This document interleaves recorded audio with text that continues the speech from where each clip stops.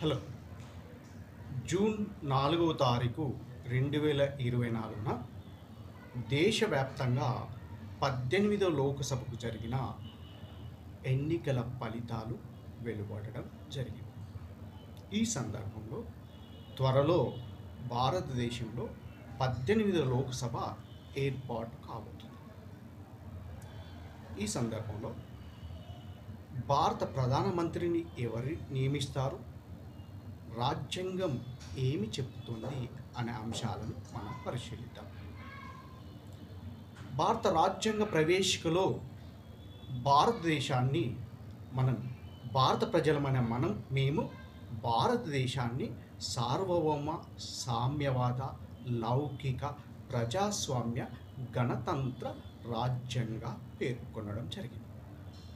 అనగా భారతదేశంలో ఇద్దరు అధిపతులు ఉంటారు అని దీని అర్థం. భారతదేశానికి నామమాత్రపు అధిపతిగా రాష్ట్రపతి గారు ఉంటారు, వాస్తవ అధిపతిగా ప్రధానమంత్రి గారు ఉంటారు. ఆర్టికల్ 53 భారత రాజ్యాంగంలో ఆర్టికల్ 53 దేశ పరిపాలన మొత్తం రాష్ట్రపతిపై పేరుపైన నిర్వహించబడుతుంది అని పేర్కొనడం జరిగింది. అంటే దీన్ని అనుసరించి దేశ పరిపాలన మొత్తం భారతదేశ రాష్ట్రపతి పేరుపైన, ప్రెసిడెంట్ ఆఫ్ ఇండియా పేరుపైన నిర్వహించడం జరుగుతుంది.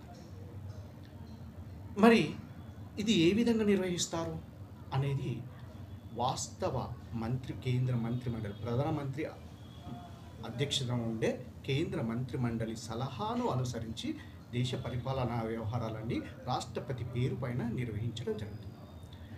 ఆర్టికల్ 74 భారత రాజ్యాంగంలోని ఆర్టికల్ 74 రాష్ట్రపతికి సహాయ సహకారాలు అందించడానికి మంత్రిమండలి ఉంటుంది అని పేర్కొనడం జరిగింది. అనగా దేశ పరిపాలన మొత్తం రాష్ట్రపతి పేరుపైన నిర్వహించబడిన ప్రధానమంత్రి మంత్రిమండలి ఇచ్చే సలహాను అనుసరించి వారు దేశ పరిపాలన అనేది నిర్వహిస్తారు అని దీన్ని బట్టి అర్థమవుతుంది. మరి ప్రధానమంత్రి మంత్రిమండలి నియామకం గురించి భారత రాజ్యాంగంలో 75వ ఆర్టికల్లో పేర్కొనడం జరిగింది. 75వ ఆర్టికల్ ప్రధానమంత్రి మంత్రిమండలి నియామకం గురించి పేర్కొంటారు. దీంట్లో 75 ఆర్టికల్ క్లాస్ 1లో ప్రధానమంత్రిని రాష్ట్రపతి గారు నియమిస్తారు మరియు ప్రధానమంత్రి సలహా మేరకు ఇతర మంత్రులను నియమిస్తారు అని పేర్కొన్నారు. అంటే ప్రధానమంత్రిని సాధారణంగా ఎవరిని నియమిస్తారు అంటే లోక్సభకు జరిగిన ఎన్నికలలో అతిపెద్ద ఏకైక పార్టీని కానీ, అంటే మ్యాజిక్ ఫిగర్ను దాటిన అనగా లోక్సభలో మెజార్టీ స్థానాలు అంటే 272, 543కి 272 స్థానాల పైన గెలిచిన ఏకైక పార్టీని కానీ, లేదా ఎన్నికలకు ముందు కూటమిగా ఏర్పడి మ్యాజిక్ ఫిగర్ను దాటిన వారిని ప్రధానమంత్రి మరియు మంత్రులుగా బాధ్యతలను చేపట్టమని రాష్ట్రపతి గారు ఆహ్వానిస్తారు. ఆర్టికల్ 75 క్లాస్ 1 ఏమని పేర్కొంటుంది? భారత రాష్ట్రపతి గారు ప్రధానమంత్రిని నియమిస్తారు, ప్రధానమంత్రి సలహా మేరకు ఇతర మంత్రులను నియమిస్తారు అని పేర్కొన్నారు. అంటే మంత్రిమండలిలో, కేంద్ర మంత్రిమండలిలో ఎవరు మంత్రి పదవులు బాధ్యతలు స్వీకరించాలో అనే అంశాన్ని ప్రధానమంత్రికే ప్రధానమంత్రి అభిష్టం మేరకే రాష్ట్రపతి గారు వారిని మంత్రిమండలిలో మంత్రిగా చేర్చుకోవడం జరుగుతుంది. ఆ విధంగా ప్రమాణ స్వీకారం చేస్తారు.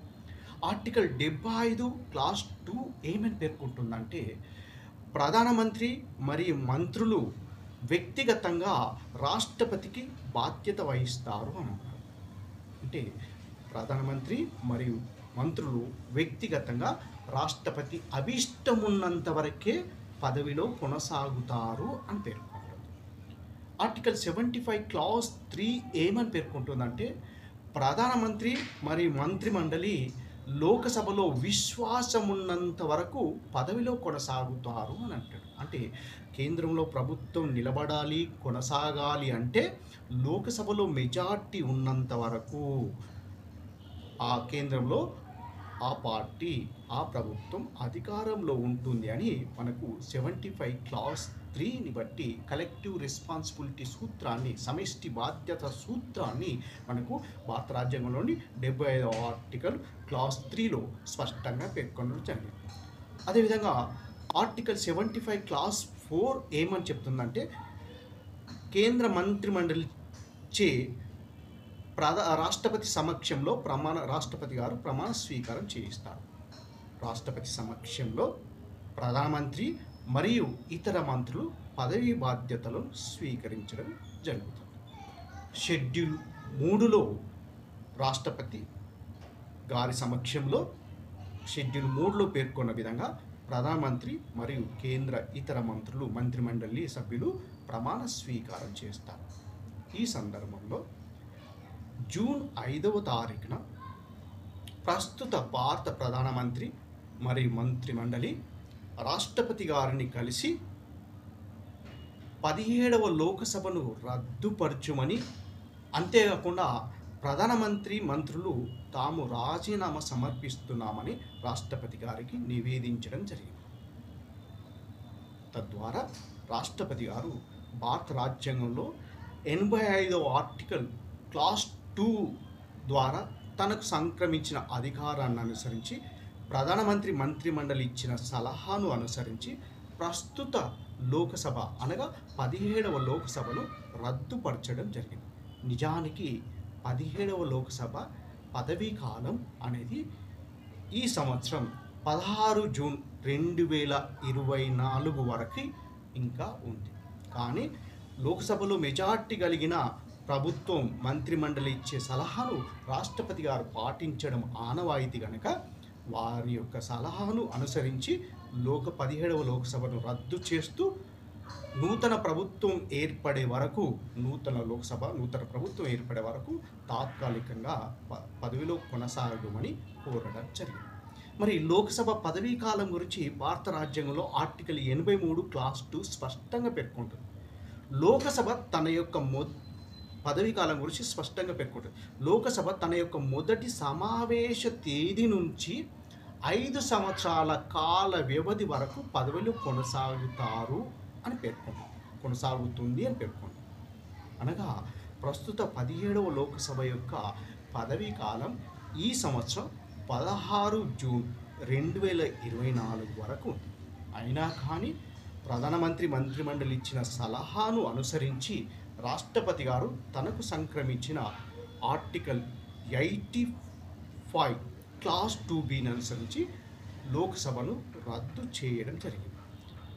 75 ప్రకారం ఆర్టికల్ 75 ప్రకారం రాష్ట్రపతి గారు ప్రధానమంత్రిని మరియు ఇతరుల మంత్రులను నియమిస్తారు.